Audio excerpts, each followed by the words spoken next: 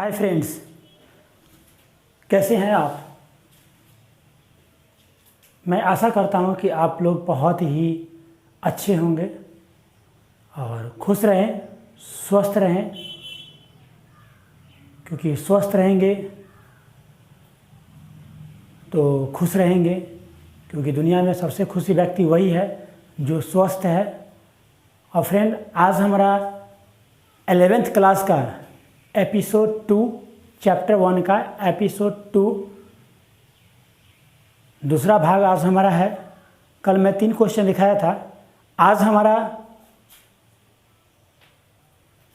Next 4 question है, मैं इस पर डिस्कस करूंगा। सो फ्रेंड, आप इस वीडियो को अंत तक देखें, अच्छे लगे तो सब्सक्राइब करें, लाइक करें, शेयर करें, और कहीं प्रॉब्लम हो तो हमें कमेंट ज़रूर करें। ओके फ्रेंड, तो मैं चलता हूँ। हमारा पहला क्वेश्चन है 4th नंबर, कल मैं 3 लिखाया था। 4th नंबर, वैश्विक तथा समशिष्ट की पहचान से हमें क्या शिक्षा मिलती है। क्या है? वैशिष्ट तथा समशिष्ट की पहचान से हमें क्या शिक्षा मिलती है। तो हमारा उत्तर है इसका, प्रत्येक व्यक्ति में कुछ विशिष्ट लक्षण होते हैं, है ना। हर व्यक्तियों में कुछ गुण और लक्षण, एक्टिविटीज अलग अलग होते हैं जो उसके समशिष्ट के अन्य व्यवस्थियों में नहीं पाए जाते हैं। मतलब हर एक व्यक्ति में, हर एक मानव में, हर एक जीव में एक ही प्रकार की लक्षण नहीं पाई जाती है। तो उसका कारण क्या है? पहला, प्रत्येक समशिष्ट जनन में पृथक होती है ना। सबकी जनन अलग अलग तरीके से होती है।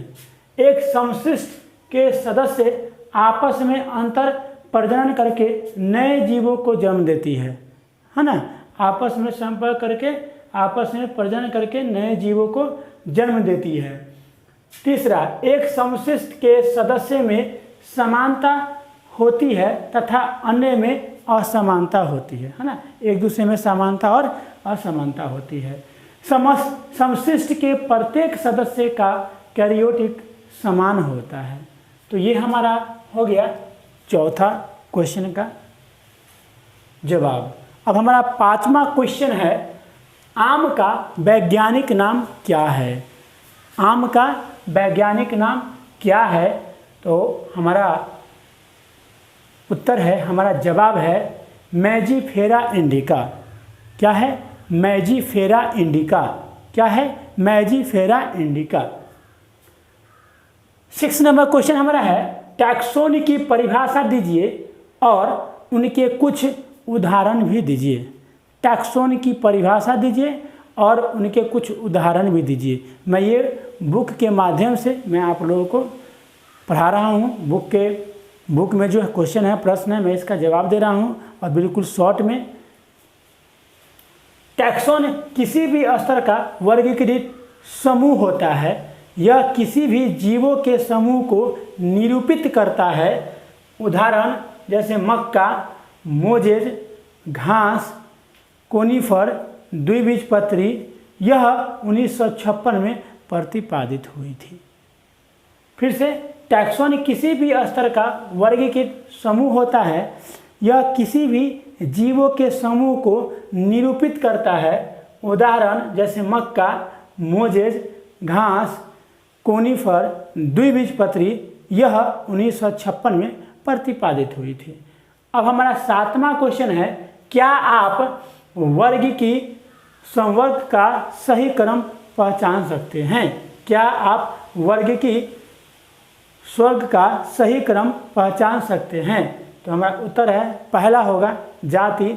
जाति से होता है वंश, वंश से होती है गण और गण से होती है संघ। तो ये हमारा आज 4 प्रश्नों का हमारा जवाब है। सो फ्रेंड, इसको उतार लीजिए, स्क्रीनशॉट ले लीजिए, और बहुत ही शॉर्ट में मैं आप लोगों को दिया हूँ। आप इसको अगर इस शॉर्ट में भी जवाब देंगे, आपको नंबर पूरा के पूरा मिलेगा, ये हमारा गारंटी है।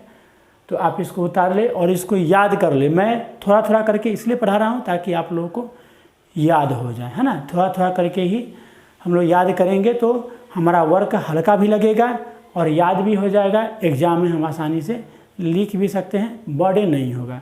तो फ्रेंड, थैंक यू, नमस्कार।